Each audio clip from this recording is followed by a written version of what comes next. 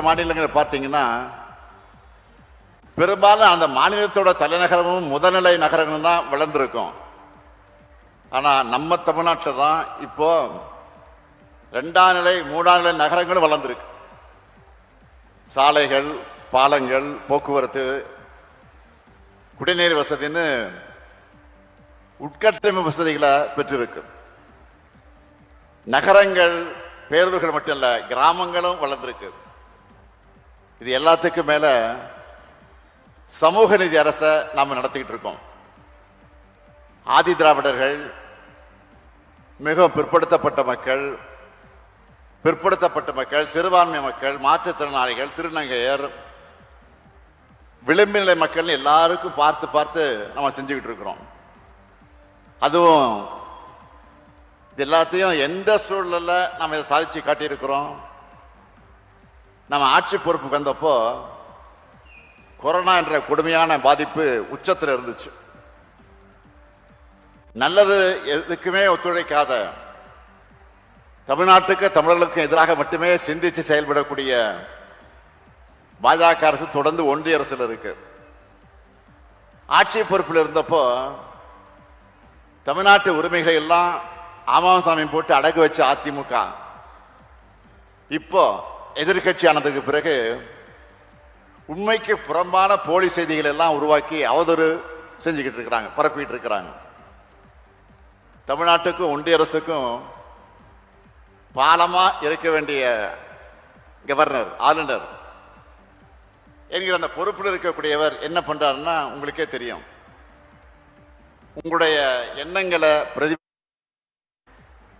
சட்டமன்றத்தில் நாம் நிறைவேற்றக்கூடிய சட்டங்களுக்கு முட்டைக்கடை போடுறத தன்னுடைய முதல் வேலைன்னு ஆளுநர் செயல்படுறார்.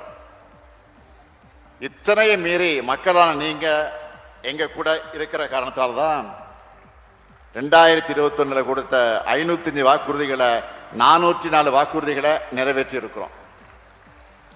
இந்த சாதனையை செஞ்சது திராவிட மாடல். ஒன்றிய அரசு நிதியை தர மறுத்தும் புறக்கணிச்சும் அவங்க வெளியிடக்கூடிய புள்ளி விவரங்கள் எல்லாம் தவிர்க்க முடியாத அளவுக்கு முதலிடத்தில் இருக்க சாதனை செஞ்சது நம்ம திராவிட மாடல் அரசு. தமிழ்நாட்டோட கஜானாவை சுரண்டின கடந்த கால அதிமுக ஆட்சியாளர்கள் மக்களால் விரட்டியடிக்கப்பட்ட பின்னர் என்னென்னலாம் சொன்னாங்க. நாம மகளிருக்கான உரிமை தொகையை கொடுக்க மாட்டோம்னு சொன்னாங்க. ஆனா அதை நிரூபிச்சு காட்டியிருக்கோம், செஞ்சுக்கிட்டு இருக்கோம். 1,31,00,000 மகளிருக்கு மாதந்தோறும் 1000 ரூபாய் அக்கௌண்ட்ல இன்னைக்கு போடப்பட்டு கொண்டிருக்கிறது. அடுத்து என்ன சொன்னாங்க? போக்குவரத்து துறை நஷ்டத்தில் இயங்குது, இதுல எங்க இலவச பயணம் கொடுக்க போறாங்கன்னு சொன்னாங்க. நான் ஆட்சி பொறுப்புக்கு வந்த மறுநாள பெண்கள் எல்லாரும் நகர பேருந்துகளை விடிய பயணம் செய்ய முதல் கோப்புல முதல் கையெழுத்து போட்டவன் தான் இந்த ஸ்டாலின்.